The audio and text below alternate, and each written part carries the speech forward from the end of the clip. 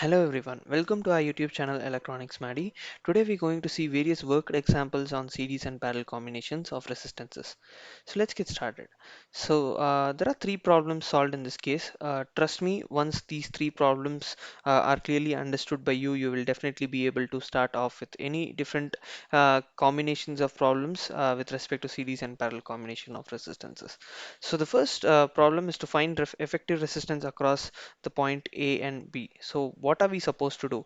Any problem in that case, you will always have to identify the circuit as how it can be simplified, but the identification should always start in this direction. You are not supposed to simplify the network from this direction. You will have to always do it from this direction.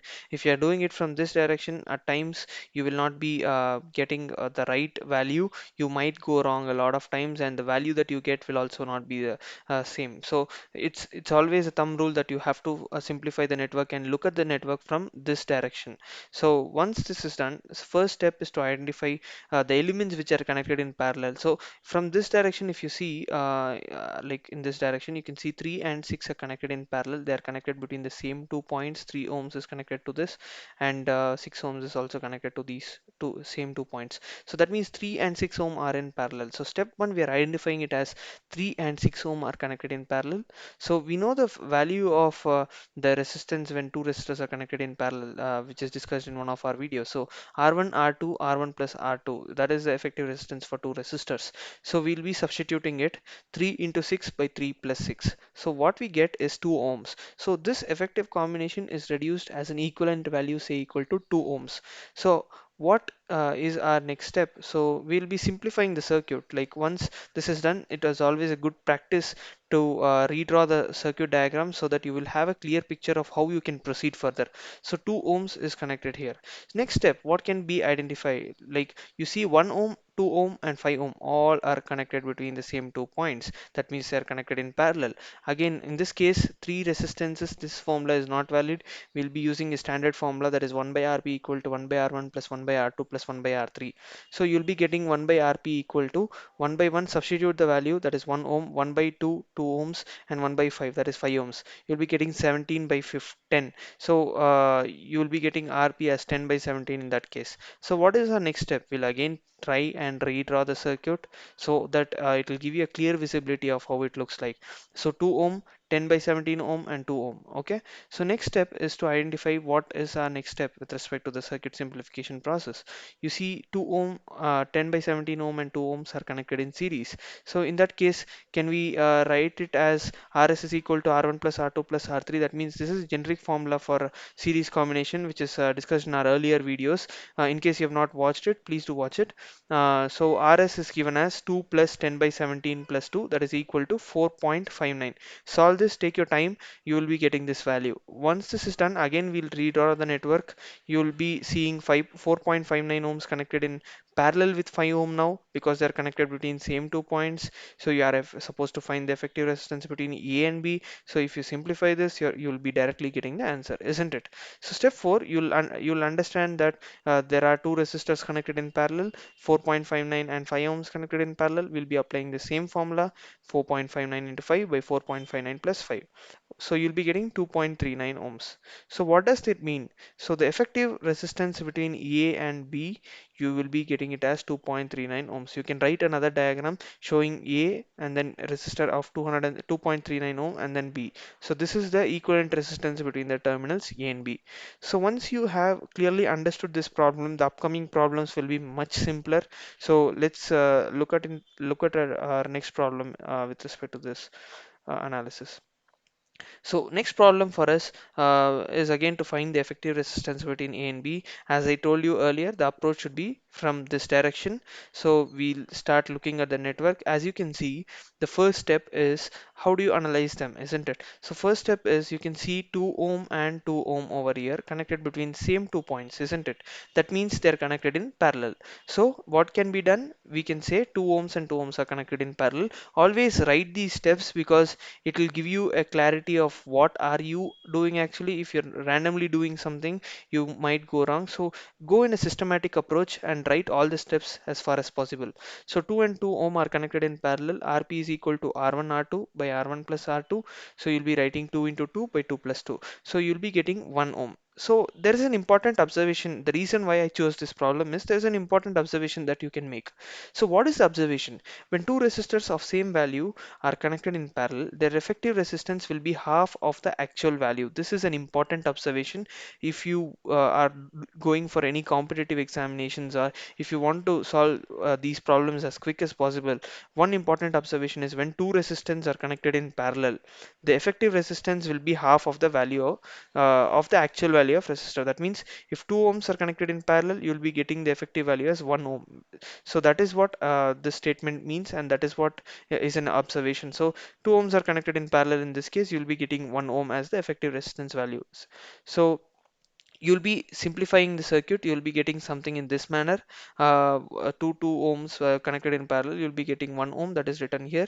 Again, see the network from this direction. You'll be seeing in this direction, it's very clear, they're connect 1 ohm resistor and 1 ohm resistor are connected in series. How they are connected in series, how can I justify it? They are connected end to end. The end of the first resistor is connected to the first end of the second resistor, and the second end of the second resistor is connected to the other end at the point where it is supposed to be there. So that clearly indicates 1 ohm and 1 ohm are in series. So 1 ohm and 1 ohm are connected in series. So you can simply add them up. You'll be getting 2 ohms. Again, I'll be writing an effective combination of the equivalent resistance that is there. So 5 ohm, 2 ohm, and 2 ohm. Now 2 ohm is the replacement with respect to our previous circuit.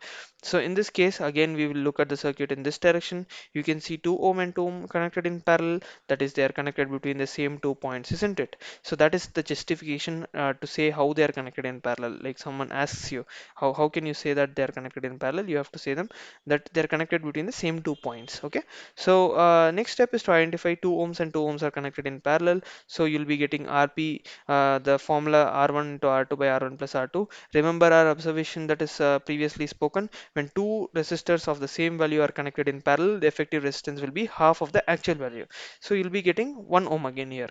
Similarly, we will be reducing the network further. So 5 ohm and 1 ohm are now connected in series, isn't it? So you'll be getting 5 plus 1, that is equal to 6 ohms. That is the effective resistance between the terminals A and B. So this is the overall simplification with respect to this problem. If you have understood this problem, you will definitely be able to solve any number of problems with respect to these type of configuration problems. So let's go into our next problem. So again, it's given as to find the effective resistance between A and B. You can pause this video here and you can try this problem on your own. I believe you will definitely be able to do it, but nevertheless, I'll again go through this. This will give you a complete picture of the entire types of series and parallel combination problems that are there. So how do you solve this type of problem?